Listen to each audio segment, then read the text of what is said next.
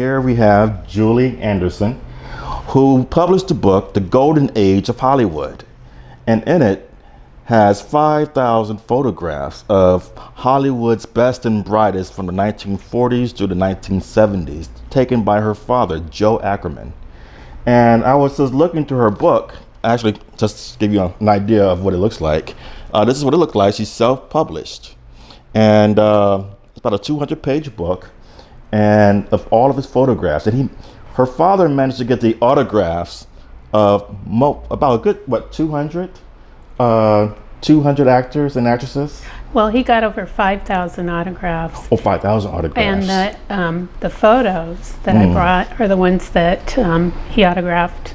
He had them autograph the picture that he took. Mm-hmm. And on those, there's over 400. Awesome. Yes. And he was an amateur photographer. I mean, a guy who enjoyed the movies and taking pictures of actors and whatnot. And he spent time out, and he owned a total of 3 businesses that are successful businesses. Yes. Is that correct? Yes. And raising a family of 5? Yes.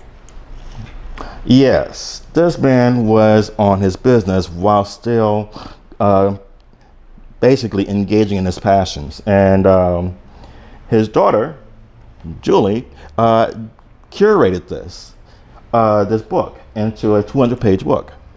Now, the question I have for you is, what criteria did you use in order to figure out which of those 5,000 would end up in this book? Because I have a hard time imagining that all of it got in. Correct. It didn't all get in there. I took the most noticeable people that everybody would acknowledge and know were big stars back in the Golden Age. So I found people like Bob Hope, Bing Crosby, Judy Garland, just the list went on and on. So I took those people, knowing how important they were to film at that time, and kind of narrowed it down that way. He did get a lot of other actors that were like B stars that starred in a lot of different movies but never really became as popular. So I was able to go through that and narrow it down that way too. Awesome. And what I found interesting is that, I'm kind of curious, have like your nieces and nephews, sons or daughters looked at this work over the years? They've gotten the books. So my whole family, we've distributed books to everybody, to my cousins, to my dad's side of the family, that were very aware of his collecting and his passion, and so they've been able to see that. But it wasn't until the book came out that they got more of the details on his life, because he was very private. We didn't even know a lot of the things that he had done when he'd go out and go to premieres or different stuff like that. And a lot of it he did when he was younger, and he wasn't the type of person that would go out and tell everybody everything. He felt it was more of his hobby and for his enjoyment. So. And during the process, did you ever wonder, some of these pictures were taken in the same place. Now, where was he? I mean, did you ever have those kind of questions going through his photographs? Yes, I did. And unfortunately, he wasn't with me to, go through everything. He had passed away long before I started the process with my mom. So, but a lot of the places he had put in a little manuscript where he did a slideshow.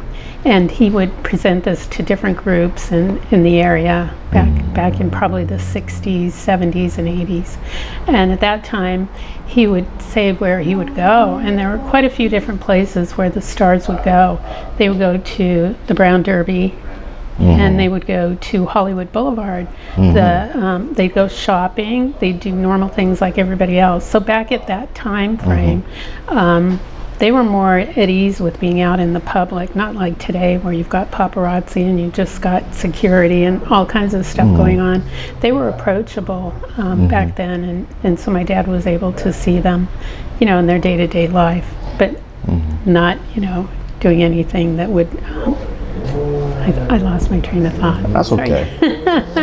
And inadvertently, though, he also captures a bit of LA's architectural history. Well, not even just its architectural history, but its social history, and where there are like a lot of businesses that were captured in the background that are no longer there. Matter of fact, I found myself like just curious, like where was this picture taken? I kept on seeing like at least four or five photographs taken in the same place, but obviously in different time periods. Matter of fact, I mean, the first time it shows up, I think, was on page 9, Joe and several buddies. Right next to the sign says Sunset Carburetor and Ignition Services. Yes. And apparently, I think it was located at 5857 Sunset Boulevard. Oh, very good. And it's not that far from Paramount Studios. It's near Sunset and Bronson. And just down the street from there was, I think it's called the Ski Room. It was a bar, actually. And I thought, like, whoa, so maybe Mr. Ackerman was hanging out near that bar because folks would come in and out of there.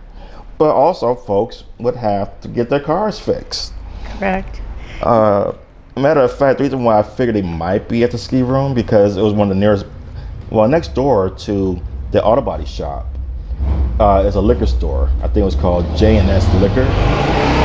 But just up the block was the Ski Room, which apparently was famous for many years before it closed down. And I think there was one picture of just 4 guys with a bottle of Miller each. Yeah, they've got their beer. So those are guys that he would go down and get autographs with or photos. Here we go. Yep. There's my dad Mm-hmm. and his 2 buddies. So they would bring their cameras. They'd meet down there, and a lot of it took place in Hollywood Boulevard, just around that whole area where they were, congregating and just doing normal activities. And he even caught up with Orson Welles. yes, he did. The famous radio star who caused the whole panic over the War of the Worlds. That he did. And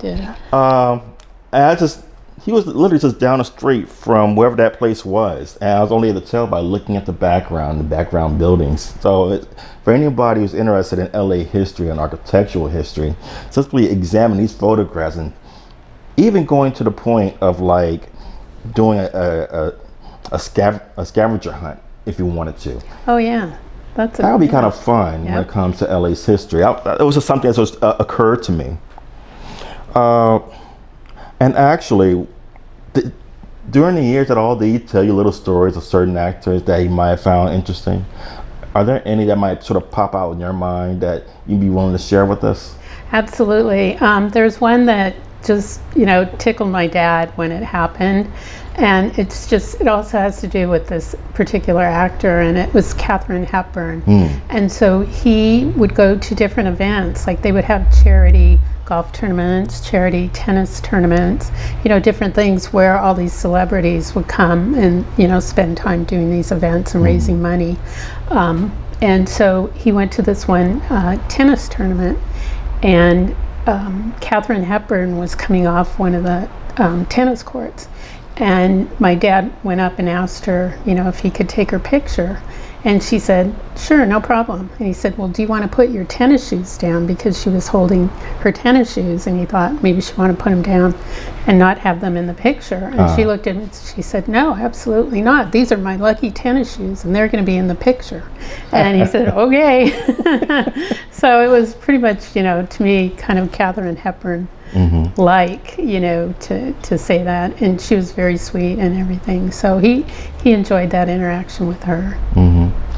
You also got a picture of Howard Hughes in there, and you made a note saying that he didn't bother to get his your father didn't bother to get his autograph because he didn't think it was all that important. I'm like, yeah, I know. Is that really what it is, or did he just not like him? I don't know what it was at the time, but yeah, that was what he said. Yeah, because Howard Hughes, I mean, he was bigger than simply the movies, even though he owned a movie studio. Exactly. This is a guy who was flying planes and breaking records. He was also a recluse and weird. And people, I thought maybe I was just wondering, like, just thought he was too weird for his taste to get an autograph. That might have been part of it, because actually later on, my dad had a sound company and hearing aid business. And so that's how he got into the sound side of the movie studios later on. But at the time, Howard Hughes was a recluse, and he had called my dad to find out if he could get some hearing aids, because he was having problems with his hearing. And he just wanted to make sure, because he was a germaphobe and all that, that nobody would touch any of the hearing aids, or the, different sizes that he would send out to him. And my dad couldn't say that, no one's going to touch these. They do have to make them and, process them or whatever. So he didn't end up buying any. And that reminds me, your dad was an innovator when it comes to sound technology. Can you tell us more about that? What he did was, because he had a hearing aid company, he also started working with the movie and TV industry, as far as like the different sound studios, with his idea to do an ear mold or an earpiece that they could use on set, so that the director or whoever can talk to the stars, and they don't have to do cut, they don't have to do anything. They can tell them stuff through this earpiece, which later became the ones that they use now for music videos, for concerts. Every aspect of sound now has these little earpieces that my dad created back then. He worked on a lot of movies back in like the 80s and 90s and 2000s. Namely movies where they had like a soundtrack, and so they had to incorporate that. So he worked with Bette Midler on The Rose. He worked with Robert De Niro on The Jazz Singer, or The Jazz Man, and some other actors like that as well. So that kind of integrated into the sound aspect of it. And then later on he worked on TV shows like Seinfeld, and so that brought it around full circle for him. So he really enjoyed it. I know that's right. And can you tell me the other two businesses that he owned and operated during his lifetime? Well, he had the hearing aid business. He also had the sound business. And then he also had a batting cage that he opened in Glendale from scratch when we grew up. So there was nobody that had anything like that. My brothers all played, baseball when they were younger, and he thought they needed something, for the kids. So he built that with a partner, and they operated that for probably about 20 years. And what sort of business was the sound business exactly?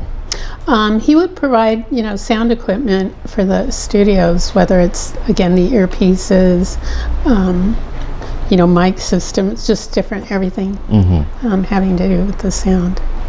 I know that's right. When you was curating all of these photographs, you made a decision to just make a distinction between the black and whites that he did versus the colors, and ended up marking an era for the most part. First, tell me what made you make that decision on going about it that way. Even though, for most people it might be obvious, but I'm just curious about your thought process. Well, when I was in college, I took a history of film class. So I understood black and white films and the talkies, silent film, and then it progressed, to color and, good sound quality and everything. So I wanted to show that progression, in the photos too, that it started out with, people that were from the silent era all the way through, and then it turned into color. I also did it because I kind of wanted to follow suit with The Wizard of Oz, where the movie started out in black and white, and then it, progressed to color. So that was kind of my motivation with that. When you find yourself immersed in black and white photographs, and then all of a sudden you start looking at colored photographs, but with the full knowledge that this is like, at least from my perspective, from my age, we're talking about 50, 60 years ago. But in color, it makes you feel like it could have been today, except everything was a different era. Yes. Yep. And so it sort of discombobulates your perception of the past, actually. That's sort of my feeling when I look at the difference between what black and white does versus what color does, especially when you're doing with the full knowledge of which era a photograph was taken. Did you find yourself sort of shocked by that at all?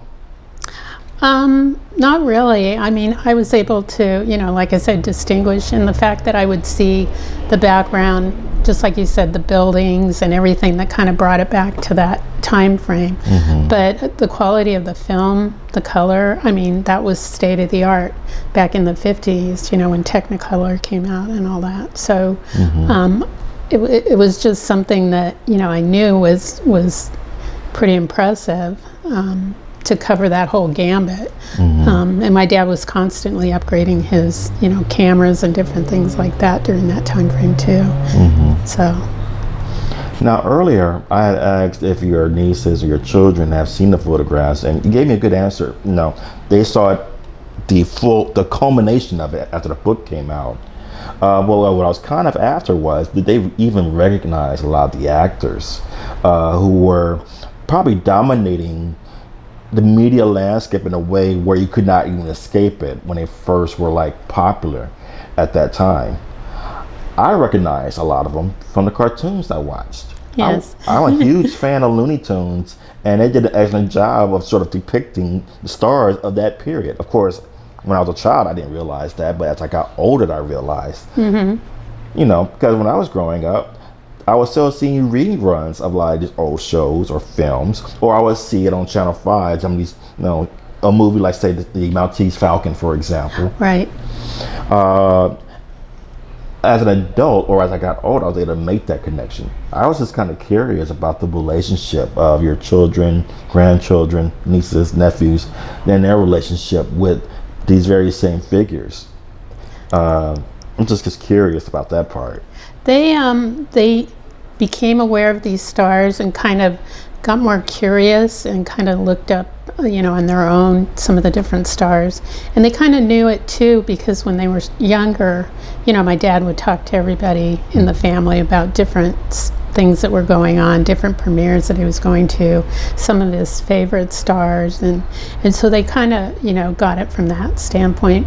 But I think, once the book came out too, they realized just how many decades he impacted, the film industry by taking all these pictures and getting all these autographs, and they were overwhelmed, I think. And the other thing too is my dad's autograph collection and a lot of the pictures are still at the Hollywood Museum. They've been there for about 15 years. So the grandkids, the kids have all been able to go there and see firsthand, what he's done, from the standpoint of just being a private collector and doing photography just for fun. How long did it take you to curate all of this in a way that you can put together into a book? Overall, it took me about 15 years, believe it or not. Yeah, because a lot of the stuff, my dad had put in boxes, and so it was up to me, my mom and I to, kind of uncover all that, get to all the pictures, get to all these, black and whites that we didn't even know existed at the time.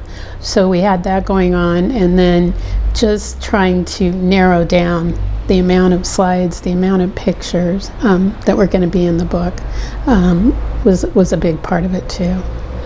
And what do you hope to do, or what do you hope will come of this work that you put together for the world to see? Like, how do you want it to be shown? I feel like, my dad made it very clear to all of us too that when he would get an autograph, he would be polite, he would be a gentleman, he would be respectful of the stars and say, may I have your autograph? If they said no, he understood. So his whole, thought process was, I will go out there, I'll enjoy this, I hope they enjoy it, I'll have a moment with them. And it was a time that's not anymore, where people don't even interact with their public or whatever. And he was able to have a moment with each one of these stars and make them feel comfortable and share stories, and make it a good thing for everybody. And I would imagine that you might be open to opportunities for gallery showings, or perhaps, while this town is known for promoting golden Hollywood era films, Hint, hint, Stephanie Martisich, the LA Harbor International Film Festival. I would think you were probably looking for some opportunities to be able to show more of the world of what your father has accomplished, simply as a passion of his. Right. I'm definitely open to that, yes. One last story, or do you have any other stories that your father may have passed on to you that you might have found funny or interesting, or perhaps it's stuck in the back of your mind for a long time after he told it to you? Well, this was a more recent one. Actually, he was doing the sound with the sound guy from Seinfeld, the TV show. And so that was for years. And the sound guy, when he came over to my dad's house, he knew my dad had this huge collection of autographs and photos and everything. So he got an idea and thought, when they do the final wrap party for the Seinfeld show, they might be able to invite my dad and his collection because Jerry Seinfeld is a big film buff. Yeah. So they worked it out. They got the okay, and so my dad and my mom were invited to, the wrap party for the show, and he was just over the moon. He just thought it was wonderful, and midway through or something, he went up to Jerry and he said, "Jerry, can I have your autograph?" And he said, "Absolutely." And he was just, really impressed with my dad's collection. Everybody from the show was just really warm and friendly toward him, and he got everybody's autograph and just, walked out of there just feeling like that was the highlight of everything. So. I know that's right. Well, Julia, I appreciate you coming to Random Links and telling your story, your dad's story, and his passion, and sharing it with us. And my hope is a lot of folks come watch this video and get a hint. If anyone wanted to purchase this book, how could they? I have a website, and it's www.joeackermanshollywood.com. So they can go there, they can purchase the book, they can see more images. There's quite a few pictures on there too, kind of showing the flavor, the book, and the fact that it is old Hollywood, and it was the golden era. Right. All right. Thank you. I appreciate you. And thank you for watching us.